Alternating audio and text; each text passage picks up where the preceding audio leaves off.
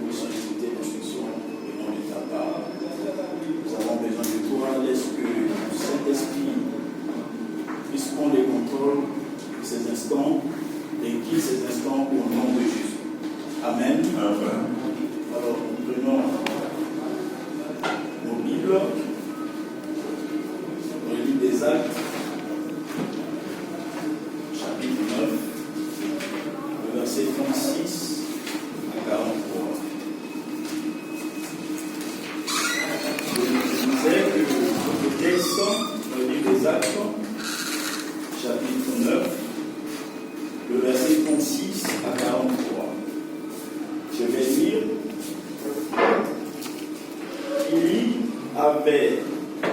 Il avait ajouté parmi les disciples une femme nommée Tabitha, ce qui signifie Dorcas. Elle faisait beaucoup de bonnes œuvres et d'aumônes. Elle tomba malade en ce temps-là et mourut. Après l'avoir lavée, on la déposa dans une chambre haute. Comme l'île est pleine de joupés, les disciples ayant appris que Pierre s'y trouvait, envoyèrent 2 hommes vers lui pour le prier de venir chez eux sans tarder. Pierre se leva et partit avec ses hommes. Lorsqu'il fut arrivé, on le conduisit dans la chambre haute. Toutes les veuves l'entourèrent en pleurant et lui montrèrent les tuniques et les vêtements que faisait Dorcas pendant qu'elle était avec elle. Qu'elle fut sortie, tout le monde se mit à genoux et pria. Puis se tournant vers le corps, il dit: Tabitha, lève-toi. Elle ouvrit les yeux et ayant vu Pierre, elle s'assit. Il lui donna la main et la fit lever. Il appela ensuite les saints et les veuves et la leur présenta vivante. Cela fut connu de tout Jopé et beaucoup crurent au Seigneur. Pierre demeura quelque temps à Jopé chez un courrier nommé Simon. Amen. Amen. Amen. Alors, si peut-être il venait de donner le thème de ce message, je dirais que le temps des miracles n'est pas passé. Alors le but de ce message, c'est de nous rappeler que les miracles sont toujours possibles à notre temps. Parce que, comme nous venons de lire dans le livre des Actes au chapitre 9, ici on nous parle d'une femme nommée Tabitha, qui avait un surnom, Dorcas. Et on nous montre que cette femme, après une courte maladie, connaît la mort. Généralement, quand on parle de la mort d'une personne, on constate que la vie s'arrête là. Et même l'histoire aussi peut s'arrêter là. Mais Dieu, par sa grâce, par sa miséricorde, permet à Pierre de réaliser ce miracle. Donc, quand nous examinons tous les textes, il nous arrive à ressortir un certain nombre de points qui sont très essentiels pour chacun de nous ce soir, qui peut nous aider aussi parce que nous sommes des serviteurs de Dieu. Demain, nous serons peut-être certainement devant ces genres d'épreuves. Alors, le premier point que je vais commencer est d'abord de parler de cette femme, Tabitha. Cette femme, la Bible nous présente comme étant une des disciples du Seigneur. Elle faisait un des services qu'on peut aussi le nommer comme étant un ministère social. Donc, elle aidait les veuves. Mais, curieusement, la Bible nous dit que par une courte maladie, elle connaît la mort. On se demande, on se pose la question, pourquoi Dieu ne l'a pas guérie directement?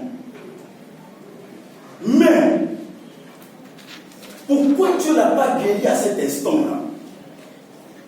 Pourquoi il fallait? Mais quand on examine jusqu'à la fin de ce texte, on se rend compte que Dieu a choisi un certain nombre de personnes pour manifester sa gloire, pour montrer aussi que les miracles sont possibles.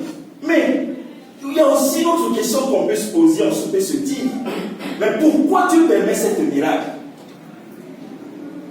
Et pour nous aussi, dans notre temps actuel, nous n'avons-ils pas besoin de ces miracles?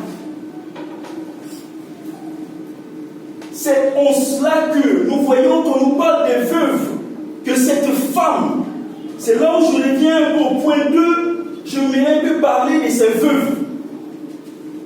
Ici, la Bible nous parle qu'il y avait des veuves qui étaient là.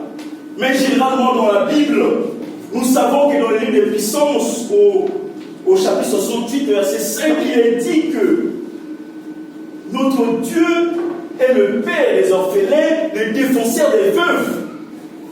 Mais ces veuves étaient là, dans cette ville qu'on appelle Joppé. Ils voyaient la main de Dieu. Ils voyaient que Dieu était avec eux à cause de cette femme, à cause de ce que cette femme faisait envers eux. Cette femme leur apportait un soulagement parce que ce sont des gens qui ont connu quelque chose de douloureux dans leur vie. Ils ont perdu leur mari. Parce qu'on appelle un veuve, c'est quelqu'un qui a perdu quelque chose, qui a perdu un mari. Donc on constate que ces veuves avaient quelque chose de douloureux, que cette femme devait normalement venir comme assoupir ou réduire leur peine là. Mais, curieusement, cette femme connaît la mort. Mais c'est comme un double souci pour ces femmes, pour ces veuves. D'où on comprend que quand on lit ce texte, on voit que ces femmes pleuraient. Ils pleuraient tellement parce que c'était tellement douloureux pour eux. C'était tellement amer pour eux, ils ne pouvaient plus comprendre qu'un tel chose peut encore revenir une seconde fois pour certains. Parce qu'ici, on ne présente même, on ne parle même pas des enfants de ces femmes. Donc on se dit que ces femmes étaient carrément abandonnées à eux-mêmes. Mais cette femme est avec eux. Il a confectionné les âmes. C'était nous, leur parle aussi de Dieu. Donc elle était devenue comme une représentante de Dieu. Mais elle vient de mourir. Et c'est à ce moment que ces femmes s'organisent avec les disciples qui étaient là.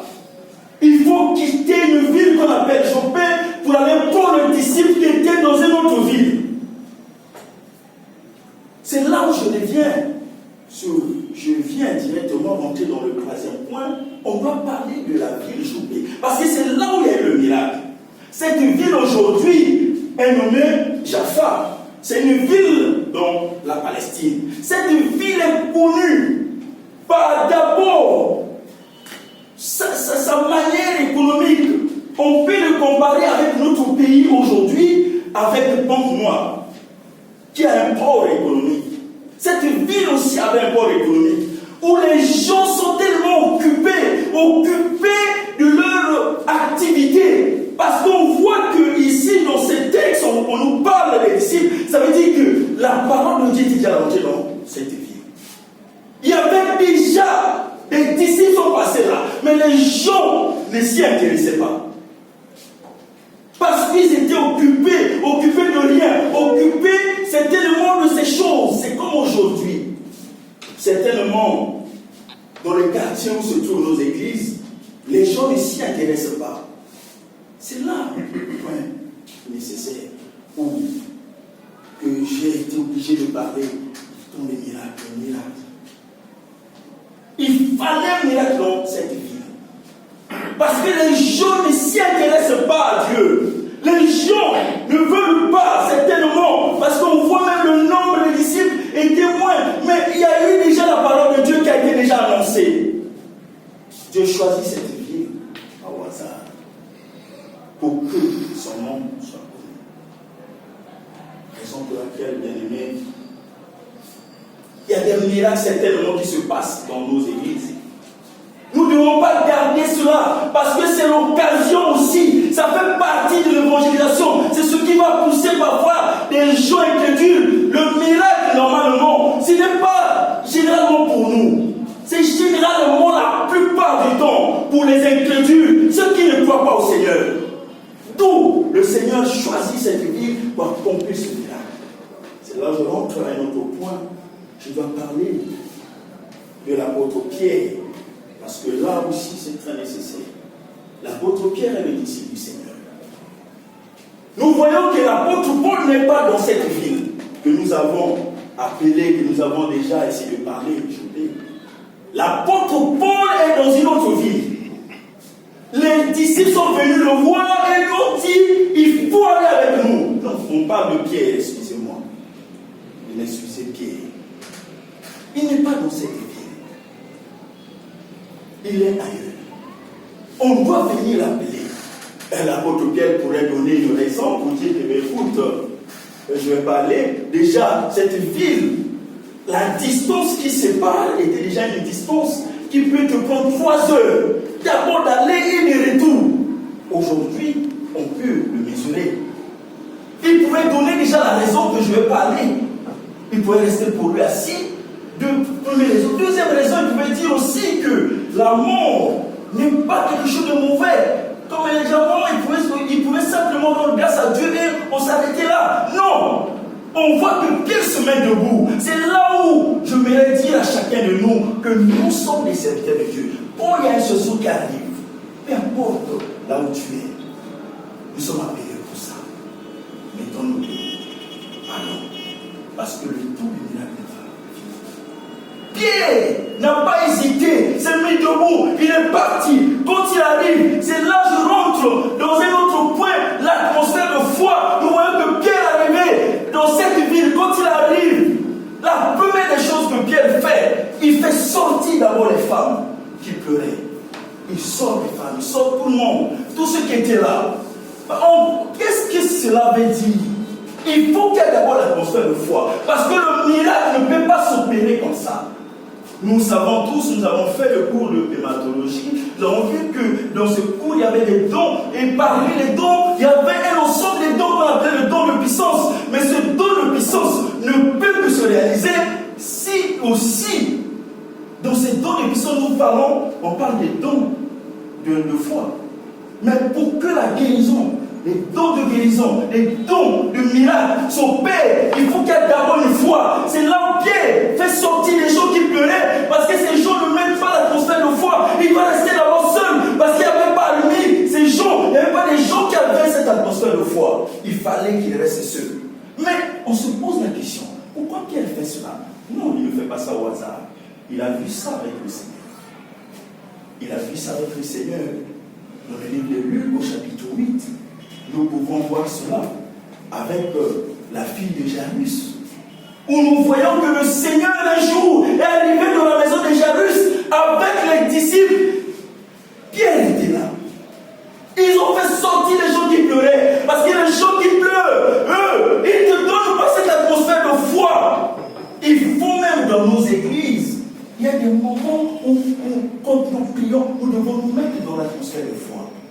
Parce qu'à tout moment, le Seigneur peut opérer un miracle, peut opérer les guérisons, peut faire beaucoup de choses. Nous devons avoir cette atmosphère de foi. Et quand Pierre se restait seul, c'est comme le Seigneur ce jour-là, il était avec Pierre. Pierre a vu comment le Seigneur avait fait. Le Seigneur avait demandé à cet enfant, lève-toi. Et cet enfant était levé et Pierre avait vu. Mais lui maintenant il est seul. Mais il ne fait pas comme le Seigneur, parce que ce n'est pas lui le Seigneur. Il est le disciple, nous sommes les disciples. C'est un constat que nous faisons. Mais Pierre fait différemment. C'est le dernier point que je vais soulever. La prière ne suffit pas. Il faut une parole de vie. Pierre, premièrement, fait d'abord une prière. On le voit, s'agenouille dans un coin. Mais on se demande, quelle est cette prière que Pierre faisait? Certainement, il demandait d'abord la volonté de Dieu. C'est tellement, il demandait d'abord cette capacité, cette puissance. Il demandait d'abord une parole, cette parole qu'il va prononcer quand il va se lever. Il ne suffit pas seulement de rester à prier. On va prier, rien ne va se faire. C'est là où Pierre se lève, il prend maintenant la parole. Il dit à cette femme, lève-toi, lève-toi. C'est là où on voit maintenant cette femme se lever.